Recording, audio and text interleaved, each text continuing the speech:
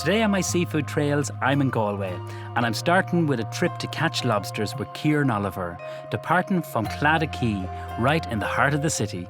So there's been great tradition of fishing here in this part of Galway. For centuries, yeah. Actually, Clada dates back to the 12th century. And is this something you've been doing all your life yourself? Yes, our family, my father, my grandfather, my great-grandfather, we've been fishing and part of this community. So tell me about your tour. We do tours for the tourist market and for locals, and we train youngsters and the Sea Scouts. One aspect of the tour is the lobster safari. We partnered with a local restaurant, so we're going to go catching some lobsters, and this is a regular tour. Catch some lobsters and later eat them in the restaurant. You're a commercial fisherman, which is... Yes, so our family are commercial fishermen. My brother, my uncles, myself, and so we catch lobsters commercially, and we sell them to restaurants, and some go for export.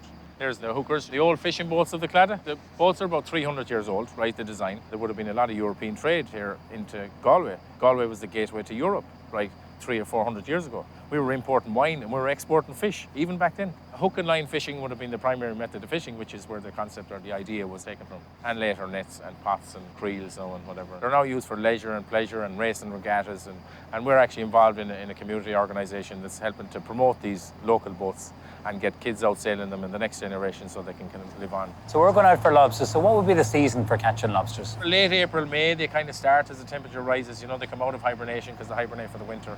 We could catch them up until the end of October, maybe. We then have another season over the winter months, which is the common prawn. We'll probably catch a few of them today as well. And would you export a lot of your lobster and shrimp? We do. Shrimp, certainly, and some lobsters are sold locally, you know, to some establishments or whatever, but a lot of it does go for export, yeah. There's nothing beats our blue lobster here. The Europeans, the French, the Spanish, they love the Atlantic, the Galway Bay lobster, the Atlantic lobster. Because I think it is such a unique taste and texture. You show me how to cook one. Yeah. We just boil it in a pot. That's okay. Do you know what I think works well with lobsters? A bit of orange rind and a little bit of fennel seed works really well. And how many people would you have in the tour when you're we take 12 on this boat. Our other vessels take 5 or 6 people out for, like, if it's a smaller group.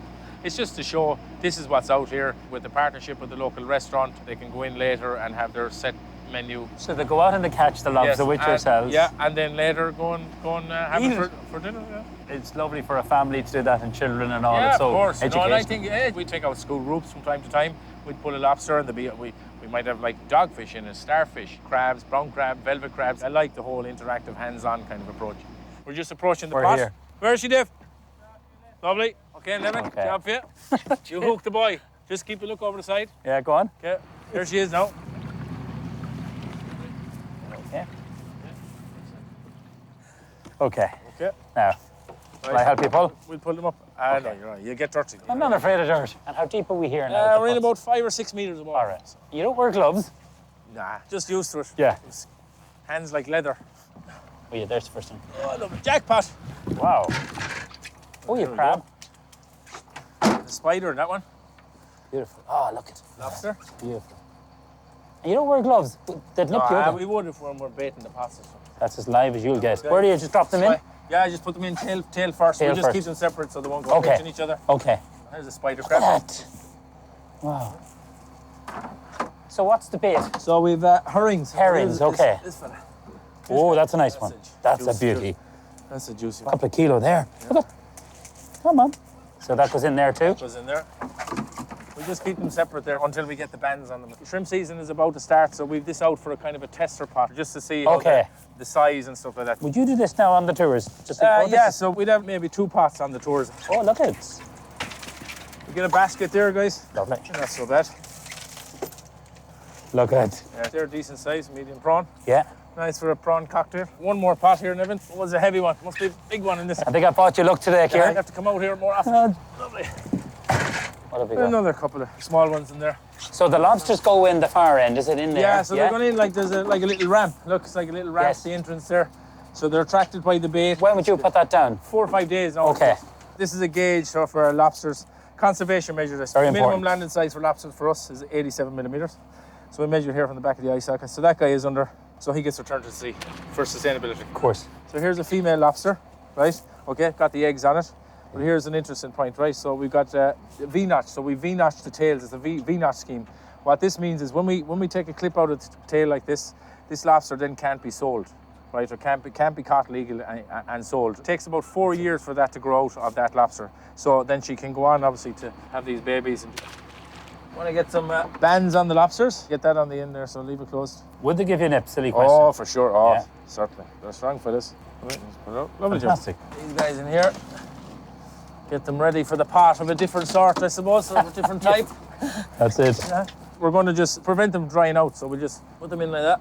Right, we'll just get a bucket of water and we just soak them, and that keeps them fresh, keeps them alive. Lovely.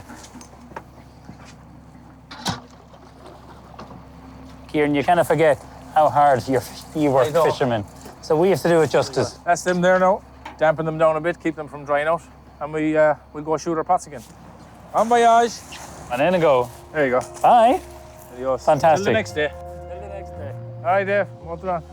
Each year, Ireland exports over 600 million euros worth of seafood to more than 70 international markets. I'm meeting Jimmy White at Live Irish Shellfish in Donegal. This is a very impressive setup you have. Just good timing as well, because we're just packing crab now, which we're exporting for China tonight. These are the brown crab that we're sending by air freight. We're sending them to China tomorrow morning, about 3,000 kilos of them. There's about 22 crabs in that box. Most of them are caught locally. Some of them are caught by boats that can go further out to sea, boats that can carry maybe 10,000 kilos of crab.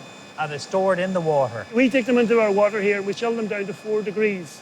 That puts the crab, the comatose, so they put them to sleep. So they go out this evening, so the water will be drained out and people will hand-pick them. Tonight at about 7 o'clock, we'll have about 15 or 18 local workers all coming in here 5 or 6 days a week, because we're exporting 6, if not nearly 7 days a week for China. These crab here now in front of us, they're 4 degrees temperature, and you can feel by the coldness of them. They are cold, aren't they? We'll put a layer of frozen gel ice on top, tape them up, and the temperature maintains right in the box the whole way till it arrives in China. And when they are open after about 18 or 20 hours, they are still 4 degrees. That's fantastic. And then in China, they actually take the crab back out and put them back into their own tanks. And the crab come back to life again. And it's brilliant. And would there be a mix of male and female here? No, these are all female crabs. Why is that, Jimmy? Because they have a much higher meat content. Very, very important. They have 8 legs and 2 claws. So that's the Chinese specification. So why do the Chinese love brown crab? They love brown crab because they love the taste. There's a very sweet taste of brown crab. Also, not just a sweet taste, but there's a great salty taste. They use it not just in restaurants and hotels, but they actually use it at weddings. And as well as that, they use it as a gift. People that are working in offices, maybe 3 or 4 different celebrations in the year, they get this beautiful live brown crab in a gift box, which they really, really adore. And do you supply year-round now to China? We do. We can supply anything between 8 to 10 tons per week, not just to China, but to Korea, to Taiwan, to Hong Kong, and we're now hoping to get into Vietnam next week. It's well known that our waters, they're just pristine waters, they're pollution-free. Just crab you do here now? No, well, we do crab and lobster all year round, but we also we have seasonals.